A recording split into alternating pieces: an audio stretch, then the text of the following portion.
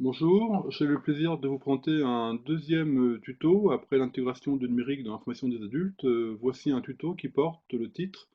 Vers l'apprenance via les formations ouvertes à distance. Je m'appelle Jean Verspelden, je suis consultant ITG et l'objectif de ce tuto qui va durer environ 6 minutes est de faire un état des lieux sur la nouvelle donne sociétale avec l'impact du numérique et de voir comment les organismes de formation vont s'adapter à cette nouvelle donne. Cette nouvelle donne, hein, on peut la résumer avec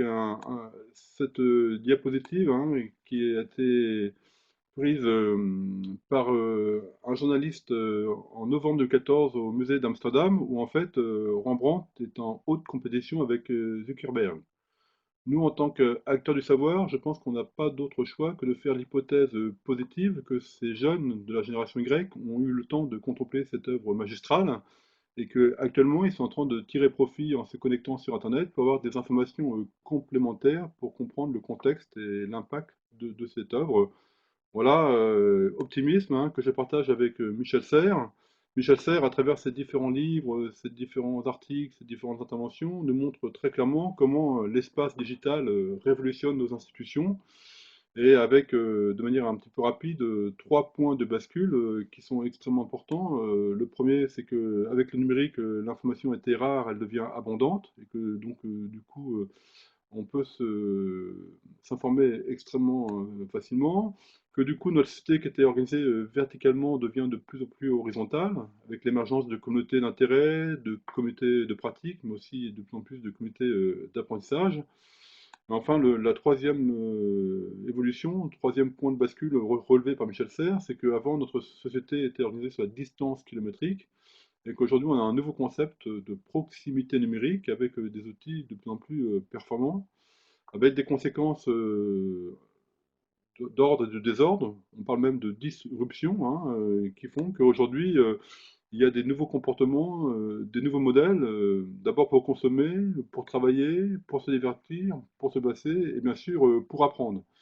Et nous, acteurs du savoir, à ce titre-là, on est concernés deux fois. La nouvelle donne, c'est ce clin d'œil hein, du tableau à la tablette, où en fait on voit que le numérique est un élément extrêmement perturbant, puisque avant on demandait aux apprenants de se déplacer dans un lieu où était accroché le tableau pour profiter de ce qui était écrit dessus et des commentaires faits par le maître. Aujourd'hui, on change de support d'exposition et d'accès aux connaissances, et qu'avant, on était sur le monde de l'information, un lieu, et qu'aujourd'hui, avec les instruments connectés, on passe dans le monde de l'apprenance. On n'est plus accroché au lieu, mais on est potentiellement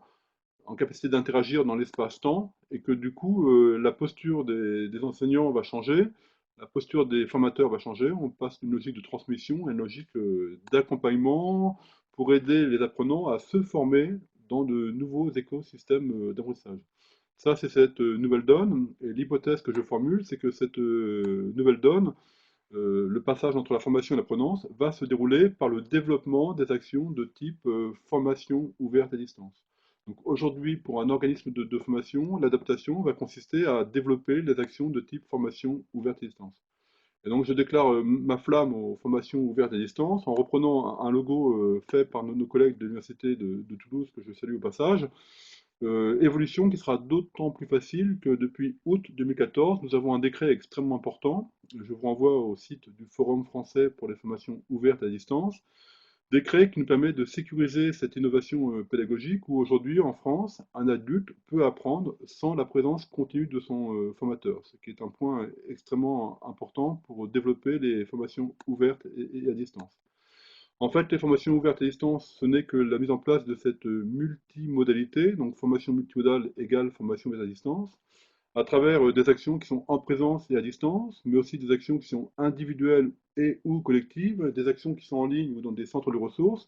qui sont synchrones et asynchrones, et surtout qui vont associer les formations et l'auto-formation accompagnée grâce à la mobilisation des outils et de ressources numériques de plus en plus performantes. Pour illustrer cette multimodalité, hein, je vous invite à revoir la typologie compétitive développée il y a quelques années avec des partenaires autour d'Algora, que ma collègue Anna Vetter, dans un tuto, a repris de manière très explicite, un tuto qui dure 3 minutes et qui vous montre un petit peu l'intérêt de développer des actions de type formation à distance au profit des apprenants. Donc l'adaptation des organismes de formation, c'est le développement des formations à distance pour des nouveaux écosystèmes d'apprentissage qui vont mieux répondre aux besoins de chacun des apprenants sur son territoire, entre des approches formelles et des approches informelles. Voilà, donc si je résume, hein, la FOAD, c'est bien le passage entre formation et apprenance. Et donc, c'est de quitter le stage unimodal pour aller vers des actions plus multimodales, des actions de type FOAD, dans des nouveaux écosystèmes d'apprentissage avec les Learning Centers. Je pense bien sûr aux APP, mais je pense aussi aux bibliothèques pédagogiques des universités, les Fab Labs, les MOOC, les SPOC, les cercles d'apprentissage, les chantiers écoles, qui sont autant de situations intéressantes pour développer l'ouverture et la mise à distance des apprenants. Voilà, écoutez, je vous remercie de votre attention et je laisse la parole à Sophie Amphrey avec son illustration qui montre bien qu'en fait, passer du monde de la formation au monde de l'apprenance, c'est aussi et surtout s'adapter aux nouveaux comportements des versions X et Y, qui sont les futurs apprenants avec lesquels on va interagir. Merci et à bientôt.